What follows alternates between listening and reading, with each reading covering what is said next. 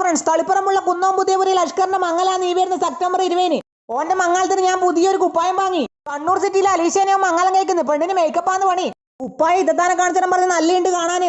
ഉമ്മയോടത്തും ചോദിച്ചപ്പോ പറഞ്ഞ ആലേ പോയിന്. ഞാൻ ഉമ്മാക്ക് കുപ്പായം കാണിക്കാൻ വേണ്ടി കുപ്പായം എടുത്ത് ആലയിലേക്ക് പോയി. ഉമ്മാന്റെ പുതിയ കുപ്പായം നോക്കിയെന്ന് പറഞ്ഞ് ഞാൻ ആലയിൽ കയറുമ്പോഴത്തേക്ക് ചാണം ചോട്ടി ബക്കി വീണ്.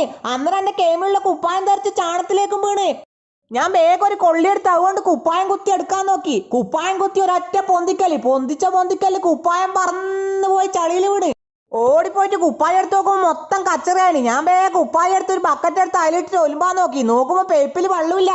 എന്നാ ചെയ്യണ്ടേന്ന് പറയാണ്ട് ഞാൻ അങ്ങിങ്ങും നടന്ന് പെട്ടെന്നുണ്ട് ഇടും ഒച്ച വെക്കുന്നത്. നോക്കുമ്പോണ്ട് മുറ്റത്ത് തെങ്ങിന്റെ മുമ്പിൽ തേങ്ങ വീണിട്ട് കാണുന്നു.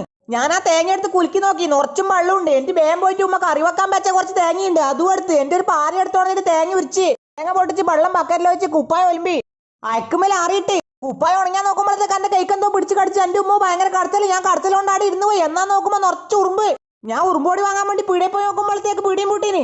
സങ്കടപ്പെട്ട് ഞാൻ പുറത്തേക്ക് വരുമ്പോ പെട്ടെന്ന് ഞാൻ പറിച്ചോണ്ട് പോവായിരുന്നു. ഞാനിനി എങ്ങനെയാ മംഗളത്തിന് അച്ഛന്റെ മൂത്ത് ഞാനിനി എങ്ങനെ നോക്കും? പട്ടനാകാശം മൂത്ത് ഇരുട്ട ഇടിയും മിന്നലും വരാൻ തുടങ്ങി. വല്ല മഴ പെയ്ത് കുപ്പായത്തിന്റെ ഉറുമ്പെല്ലാം പോയി. ഇനി എനക്ക് മംഗളത്തിന് പോവാട്ടാ. ഇങ്ങളെ മംഗളത്തിന് വിളിച്ചാ ഇങ്ങളും വരാൻ മറക്കല്ലേട്ടാ.